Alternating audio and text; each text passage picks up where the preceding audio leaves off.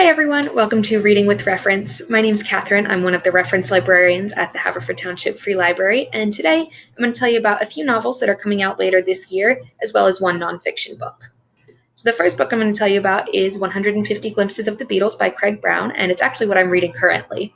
I've been looking for a biography of the Beatles for a long time that's comprehensive, but also not 3,000 pages long and interesting and easy to follow and get into, and this one totally fits the bill. You might remember Craig Brown from his similar book last year, 99 Glimpses of Princess Margaret, which was a New York Times notable book. This really is told as glimpses of the Beatles. Each chapter is only 3 or 4 pages long. Some are a little bit longer, but not much.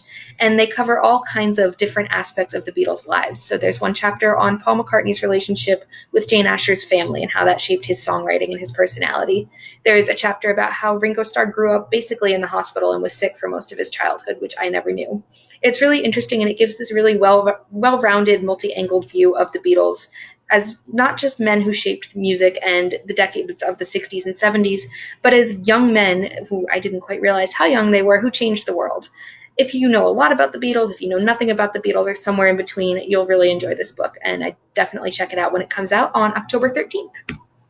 So the first novel I'll tell you about today is Plain Bad Heroines by Emily M. Danforth. It comes out October 20th. Emily M. Danforth is probably best known for her young adult novel, The Miseducation of Cameron Post. It had a movie adaptation come out last year. This is her adult fiction debut. So it is being billed as The Favorite Meets The Haunting of Hill House, which I think is fascinating, and it is a sort of split timeline story. The first timeline is about a century ago at an all-girls school, and it follows 2 girls in particular, Clara and Flo. They become obsessed with each other and with a scandalous memoir that's recently been published.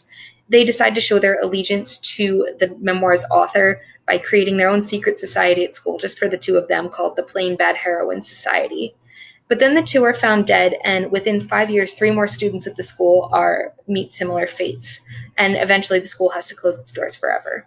Then, about a century later, the book picks up in the present day when a young author sort of rediscovers this story and writes a landmark book about it that's billed as, a small piece of forgotten queer feminist history. And soon that book gets its own film adaptation with lots of big stars. But weird things start happening on the set, and no one's quite sure if it's a curse or just Hollywood. The book also has its own original black and white illustrations that are supposed to be really beautiful and spooky. I can't wait to read this one. The next book I want to tell you about is The Party Upstairs by Lee Connell, and that comes out July 7th. This is described as sort of a modern take on the upstairs-downstairs trope like you might see in Downton Abbey, which I think is really cool. So it's the story of Ruby, who's 24 years old. She's just dropped out of college and broken up with her boyfriend, doesn't really know what to do with her life, so she goes home, where her dad is the super for a super ritzy, quickly gentrifying building in Manhattan. It's told over the course of one day. The story takes place in just one day, and it follows mostly Ruby, who has kind of a weird relationship with privilege and wealth because she's grown up in this building, but with her father as the super and definitely as a lower class than most of the residents. When she was a kid, her best friend, Caroline, was one of the residents who was super wealthy, and now that Ruby's own life is falling apart, she kind of has more derision for her old friend than affection, and because of that, she makes a decision that will change everyone's lives. And at the same time, she's trying to build a diorama of the building and its inhabitants to kind of keep the memories there and keep it from changing too quickly. I'm really excited to read this one. It sounds like it hits so many of the things I like in fiction, and I'm really looking forward to it.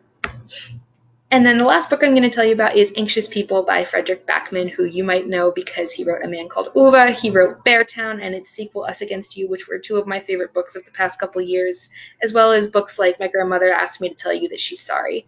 I love Fredrik Backman. I would read anything he releases, and this one sounds wonderful. It's being called in reviews a witty, lighthearted romp, which is exactly the kind of thing I want to read right now. It follows the story of a group of diverse people in Sweden who are all at an open house for a home when they are suddenly taken hostage by a gunman at that open house. As one review says, the gunman soon becomes less afraid of the police than of the nutty people within. This just sounds really sweet along the lines of A Man Called Ove, and I'm really excited to get my hands on it. Thanks so much for watching, everyone. I hope you enjoyed and hope you have a great weekend. Thanks. Take care.